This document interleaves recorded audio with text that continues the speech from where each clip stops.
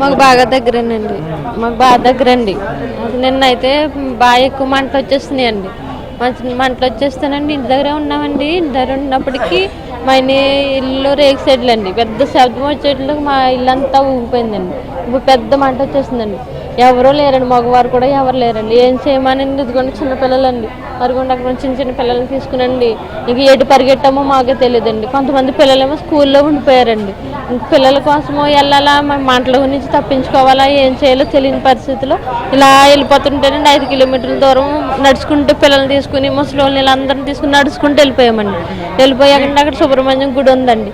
ఆ గుడి దగ్గరికి వెళ్ళిపోయి అక్కడ కూర్చున్నామండి. వాళ్ళందరూ దారిలో వాళ్ళందరూ అమ్మ హౌస్ పడిపోతున్నారు, పెద్దోళ్ళు ఉన్నారు, పిల్లలు ఉన్నారు అనేసి అండి.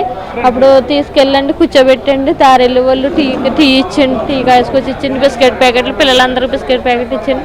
అక్కడ ఉండమన్నారు. సాయంత్రం 6 వరకు అక్కడ ఉంటేనండి. అక్కడ చిన్న గ్రామం ఉందండి, అక్కడ చర్చి ఉందండి.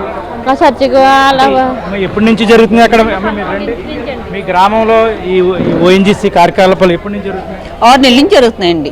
6 నెలల నుంచి జరుగుతున్నాయండి. మాదిరిగా చేస్తున్నారు. 3 నెలల నుంచి మట్టి గట్టిగా చేస్తున్నారండి. జనం కూడా ఉంటున్నారండి దాంట్లో. మేము మా రోడ్డు నుంచి వెళ్తారండి, అంటే కుర్రోళ్ళు వాళ్ళందరూ వెళ్తుంటే కాపాడతారండి. వాళ్ళు జనం అందరూ కాపాడతారు. ఏదో సరదాగా చూసి వచ్చేస్తాం అయ్యే కానండి. 4 రోజుల నుంచి మట్టికి బోర్లు తింటున్నారండి లోనకి. అవి మట్టికి రేతుల్లో గట్టిగా సౌండ్ వస్తున్నాయండి. మామూలుగానే వస్తున్నాయి కదా అనుకున్నాను. నిన్న పొద్దున్న కూడా మామూలుగా వస్తున్నాయి అనుకున్నామండి. ఈ కుర్రోళ్ళు వెళ్ళి చూసి గ్యాస్ ఫైర్ అవుతుందని చెప్పి వరకు కూడా మాకు తెలియలేదు. పక్కనే మేము మా పని మేము చేసుకుంటున్నామండి. మేము మా పిల్లలకి క్యారేజీలు ఇట్టి పంపేసాము. అది పంపేశాక మేము మా పని మేము చేసుకున్నాం. అసలు కంగారు అసలు ఏం చేయాలో కూడా తెలియలేదండి మాకైతే. ఎలా పరిగెట్టాలో కూడా అసలు ఈ అయోమయంలో ఎటు పరిగెట్టాలో కూడా తెలియలేదండి. అక్కడి నుంచి ఎలా వచ్చామో కూడా కాలినడక మీద వచ్చామండి మేమైతే. మా ఓటండి సిమిడిది 5 నెలలు సిమిడిది, దాన్ని కట్టేసి వచ్చేసానండి నేను. దానికోసం కూడా కంగారు అయిపోయాను. ఎందుకంటే కట్టేసి ఉన్నది గమ్మున భయం కదండి. ఎవరో వదిలేశారంట, అంతే తోడుతో కోయేశారంట. అది ఎక్కడికి వెళ్ళిపోయిందో కూడా ఇప్పుడు వరకు తెలియదు. అదే పోయింది 10 గంటలకు మొదలైందండి. సుయ్యి మంటుంది కదా, రోజు చేస్తున్నారు కదా, అలాగే ఏదో పనులు చేసుకుంటున్నారని అనుకున్నామండి. మా చిన్న షాప్ అండి బట్టల. అక్కడి నుంచి ఇంటికి వచ్చామండి. ఇంటికి వద్దులోకి రోడ్లు ఎండా జనం ఉన్నారండి. ఇలా ఉన్నారేంటి అనుకునేందులోకి పోయింది ఫైర్ అవుతుందంట, తప్పుకోండి అంటున్నారు.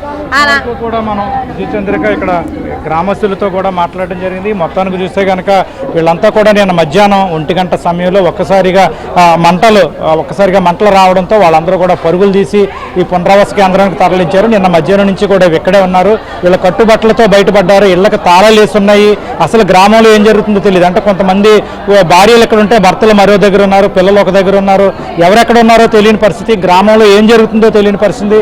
నిన్న ఒక్కసారిగా భారీగా మంటలు రావడం, భారీ శబ్దాలు రావడంతో భయంతో పరుగులు తీసామని అయితే స్థానికులు చెప్తున్నారు. ప్రస్తుతం అయితే కనుక ప్రభుత్వం వీళ్ళందరినీ పునరావాస కేంద్రాలకు తరలించింది. వీళ్ళకి ఇక్కడ వైద్య సదుపాయం కల్పించింది, భోజన సదుపాయం కల్పించింది. గ్రామంలో ప్రశాంత వాతావరణం వచ్చిన తర్వాత, పూర్తిగా మంటలను అదుపు చేసిన తర్వాత వీళ్ళని పునరావాస కేంద్రం నుంచి గ్రామానికి తరలిస్తామని అధికారులు చెప్తున్నారు. ఇది విజయచంద్రిక పునరావాస కేంద్రం వద్ద పరిస్థితి.